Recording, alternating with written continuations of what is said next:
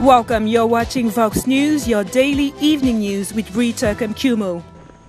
The Ivorian government announced on Wednesday the allocation of 250 billion CFA francs to support the exportation of agricultural crops as a response to the economic consequences of the coronavirus pandemic. Ivory Coast is the world's largest producer of cocoa and cashew nuts, with cocoa representing 1/3 of Ivorian exports and supporting 5 to 6 million people in the country. For the moment, these sectors are not directly affected by the pandemic, but exports may drop due to the global economic recession. In Cameroon, since mask wearing has become mandatory to limit the spread of the new coronavirus, sewists have turned their workshops into facilities dedicated to the production of washable and reusable masks. When the government prescribed the mask, since everyone knew that in pharmacies there was no supply, we had to make something new and protect ourselves. And we really see that with this, it helps us to relax a little. These masks have become popular among the population who also buy them from street vendors and markets in Douala.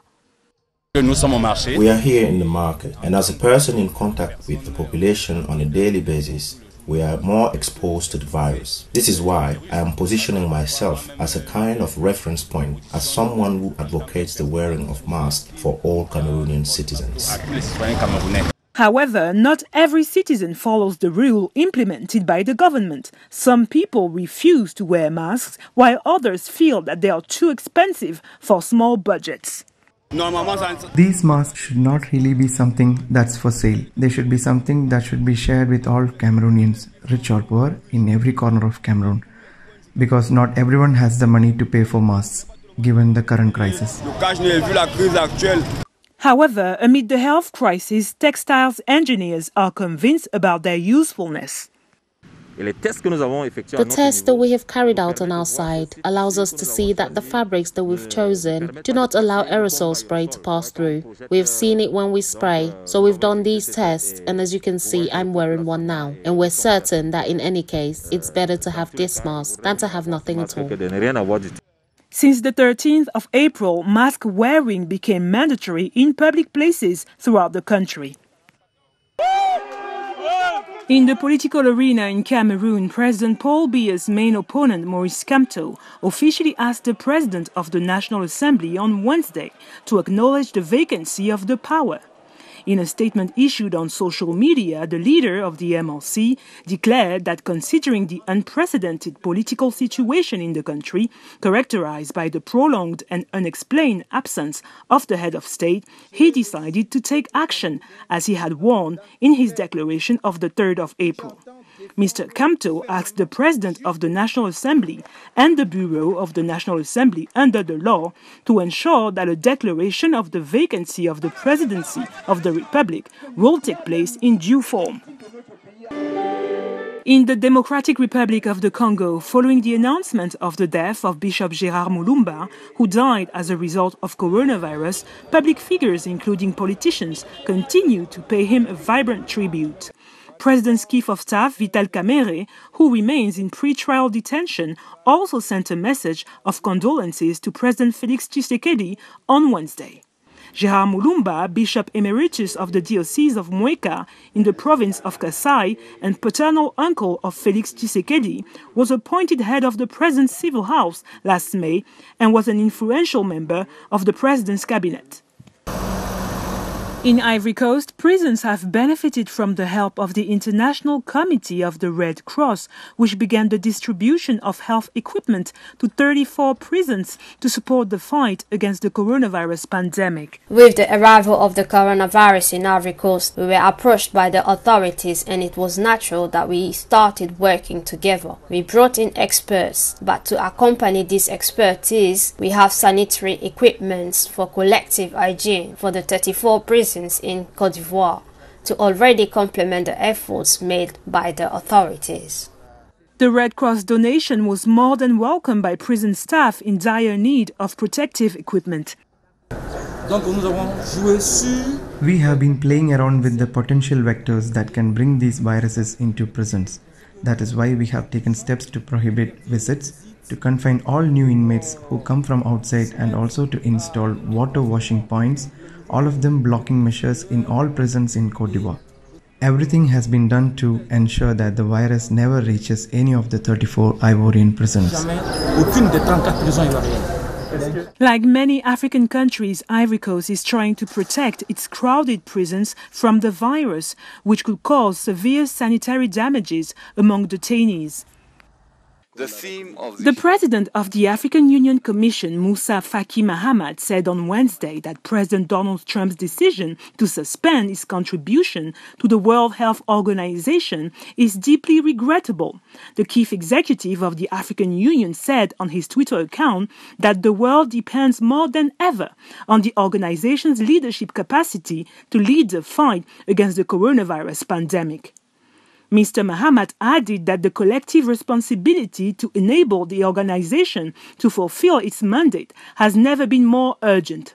President Donald Trump accuses the United Nations agency of mismanagement and concealment during the pandemic. China, the European Union, Germany, and the UN boss also condemned President Trump's decision.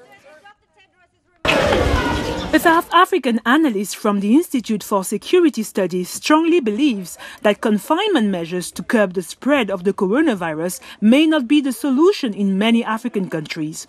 According to Jackie Cilliers, community-based solutions rather than lockdown could be the answer. Is that Africans are at the moment copying what's being done in Europe and in China, particularly in China, and there have been a number of delegations. But the Chinese, with a strong state and an autocratic government, can enforce compliance. That is not the situation in Africa. You need community engagement, education, and the mobilization of traditional leadership to make this work. So cutting off the economy and telling Africans that they have to stay in their houses and not earn a living, it's not workable. You will find riots. People will become desperate because they need that dollar a day or that euro a day to be able to survive. So the dynamics are entirely different to what it is in Europe. And in the urban areas, to a degree, you probably could enforce, to a degree, a lockdown. But in low-income countries, in poor countries in Africa, I don't think it is really possible. You can only do that through real brute application of force. And even then, if people are starving and they don't have income, they can't even survive, I don't think that's going to be possible. South Africa, the most affected country in Africa by the pandemic, has extended its nationwide lockdown for another 2 weeks. In several countries in Central Africa, mask wearing has become mandatory in the public space to stop the spread of the new coronavirus, as announced by governments in recent days. In Gabon, mask wearing has become mandatory since Wednesday morning, just like in Equatorial Guinea. Gabon also made mask wearing mandatory. Aware of the difficulty for the Gabonese to obtain medical masks, Libreville recommended to its citizens to wear alternative masks. On Monday, the Chadian government made mask wearing mandatory before reversing its decision the next day due to the lack of supply on the market. In these Central African countries, other measures were put in place by governments. In the Democratic Republic of the Congo, health authorities feared the worst as early as May in Kinshasa, when the coronavirus pandemic, which has so far killed 21 people in the country, according to official figures, will enter a phase of exponential growth and threaten to overwhelm hospitals, according to the committee in charge of the response to COVID-19.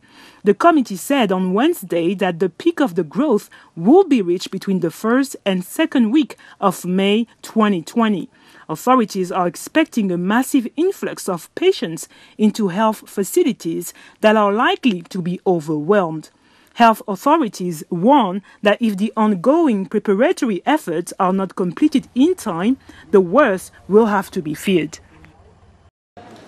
In Johannesburg, Charlotte Maxebe Hospital, the country's busiest hospital, is testing its staff for COVID-19 as a preventive measure against the spread of the new virus.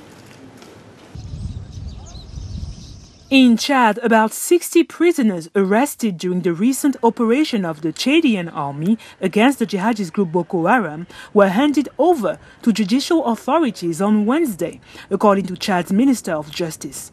after the operation nicknamed Wrath of Bohoma, which lasted from March 21st to the 8th of April. Chadian President Idriss Déby Itno claimed to have driven the jihadist group out of his territory, especially in the Lake province. According to the spokesman for the Chadian army, at least 52 Chadian soldiers and 1,000 jihadis were killed during the offensive, which began after the attack on a base on the Bohoma Peninsula in the Lake Chad area, where 100 Chadian soldiers had died. That's it for today. Thank you for watching Vox News.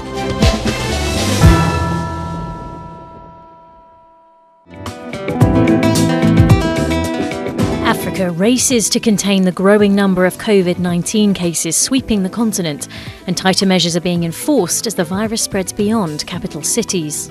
The World Health Organization says the total number of beds in intensive care units available in 43 African countries is the equivalent of about 5 beds per 1 million people. In Libya's capital Tripoli, members of the Libyan Red Crescent disinfected a building housing displaced people. The country, which is divided between a UN-recognised government based in Tripoli and a rival administration in the country's east, announced its first death from coronavirus earlier this week, so far recording 19 infected cases. The economic consequences of coronavirus are being felt throughout the continent. Senegal announced an antivirus dusk to dawn curfew to curb the spread of coronavirus, which, along with flight restrictions and blow to European demand, has hit the country's fishing industry hard. Indirectly employing 500,000 people, the fishing industry represents 22.5% of export earnings. Sports events around the world have been cancelled as a result of the virus, but a team of South Sudanese sprinters are making the most of the situation. They were training in a Japanese town ahead of the now postponed Olympics, but have decided to stay until at least July, taking advantage of training facilities that aren't available to them in their home country. And finally, Burundi is one of the few countries around the world, along with Belarus and Tajikistan, to continue with its Football League fixtures. First Division team Vital OFC hope to reach the end of the championship on a high. Spectators' temperatures will be checked upon entry into stadiums, where hand washing will also be fervently encouraged. Burundi announced the discovery of the first 3 confirmed cases of COVID-19 earlier this week.